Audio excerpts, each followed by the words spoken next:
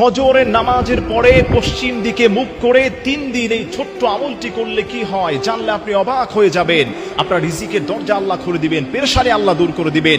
আল্লাহর কোনো গোলাম যদি প্রতিদিন ফজর নামাজের পরে পশ্চিম দিকে মুখ করে 3 দিন এই আমলটি করে, এই আমলটি হলো আপনি প্রথমে বিসমিল্লাহির রহমানির রহিম সহকারে সূরাতুল ফাতিহা আপনি 10 বার পাঠ করবেন। প্রথম আমল হচ্ছে বিসমিল্লাহ সহকারে আপনি সূরাতুল ফাতিহা 10 বার আপনি পাঠ করবেন। এরপরে আল্লাহ আল্লাহ আল্লাহ অন্তর থেকে আল্লাহর এই নামটা আল্লাহ আল্লাহ এই নামটাকে আপনি 3 বার পাঠ করবেন। এরপরে আপনি সর্বশেষ ইয়া রাজ্জাকু ইয়া রাজ্জাকু ইয়া রাজ্জাকু আল্লাহর এই খাস নামটি, হে সম্মানের রিজিক দাতা, এই নামটাকে আপনি 100 বার পাঠ করবেন। আল্লাহর কসম খেয়ে বলি, এই ছোট্ট আমলটি যদি আপনি প্রতিদিন ফজর নামাজের পরে 3 দিন পশ্চিম দিকে মুখ করে নিয়মিত যদি 3 দিন আপনি এটা কন্টিনিউ করতে পারেন, আল্লাহর উপর ভরসা করে আল্লাহ তাআলা আপনার রিজিক গায়েব থেকে রিজিকের ব্যবস্থা করে দিবেন। ওমাইয়াত্তাকিল্লাহ ইয়াজআল লাহু মাখরাজা, আল্লাহ তাআলা আপনার পথগুলোকে সহজ করে দিবেন। আল্লাহ সুবহানাহু ওয়া তাআলা আপনার মনের আশা আকাঙ্ক্ষাগুলোকে আল্লাহ পূর্ণ করে দিবেন। চাকরি নাই, আল্লাহর কাছে বলেন, আল্লাহ আপনার চাকরির ব্যবস্থা করে দিবেন।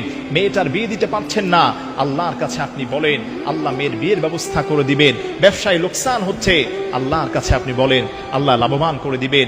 যাই ঝামেলা আছেন, আল্লাহ আপনার ঝামেলা দূর করে দিবেন। সর্বোপরি মনের দোয়া, সকল দোয়া আল্লাহর কাছে কবুল হওয়ার মতো একটি চমৎকার আমল আপনি যদি করতে পারেন, আপনি ফলাফল দেখে নিজেই আপনি অবাক হয়ে যাবেন। আমি আবারও রিপিট করছি, আমার প্রিয় মা বোনেরা, আমার প্রিয় ভাইয়েরা, যারা মাহফিলে এসেছেন, মা বোনদের কাছে বাসা বাড়িতে এই আমলের কথাটা আপনারা ছড়িয়ে দিবেন। যারা সোশ্যাল মিডিয়াতে আমাদের এই আলোচনাগুলো দেখবেন, আপনারাও এগুলো শেয়ার করে দিবেন।